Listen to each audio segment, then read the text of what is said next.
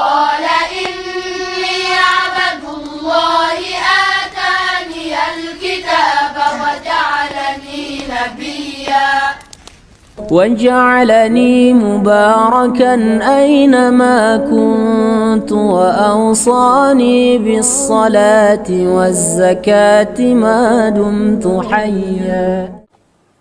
Kolonel Marinir, Pak. Masuk Kristen menjelang meninggal. Ketua Masjid Pulau Asam, Jakarta Timur itu. Orang kaget, Pak. Begitu didatangi melayat pengurus masjid, sudah haleluya. Ternyata menjelang meninggal dia masuk Kristen. Ketua masjid loh, Pak. Tidak apa. Makanya sekarang penguatan di akidah di rumah tangga luar biasa nomor satu. Satu diantaranya apa? Dekatkan anak kepada Al-Quran. Enjoykan anak dengan Islam. Gembirakan anak ke masjid. Jadikan masjid pusat pembinaan anak Islam. Sekarang maaf, begitu seriusnya kita di sini orang tua, jujur, kemana anak-anak muda kita? Kenapa tidak hadir di sini? Jujur, ayo. Kalau anak saya paksa ke masjid ikut saya.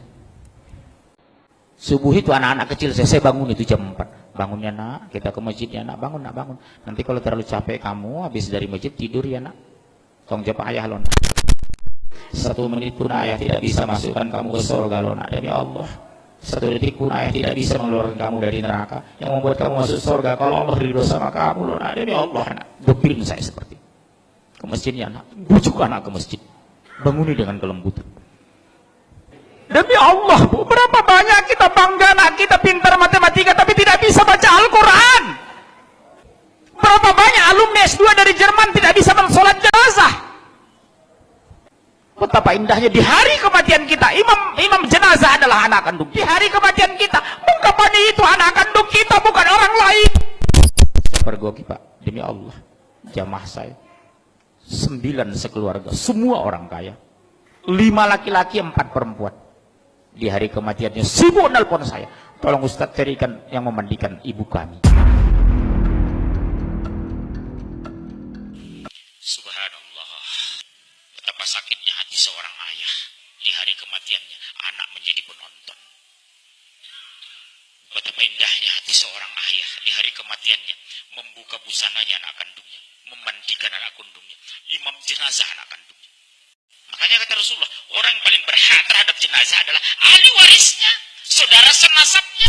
Sab pertama anak dan mantu kita. Sab kedua saudara sepupu kita. Sab ketiga tetangga kita. Sab keempat teman kerja. Makanya saya kalau masuk jenazah ke masjid, Pak Muncir imam, no, ada anak kandung nggak?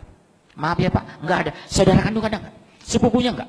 Dia lebih berkewajiban dari saya Pak. Bukan saya nggak mau jadi imam jenazah.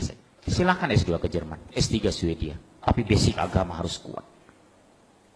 Apa yang kita banggakan nanti di hari kematian kita, Pak? Anak menonton jenazah kita, subhanallah. Di dunia saja sudah dipermalukan, apalagi di akhirat.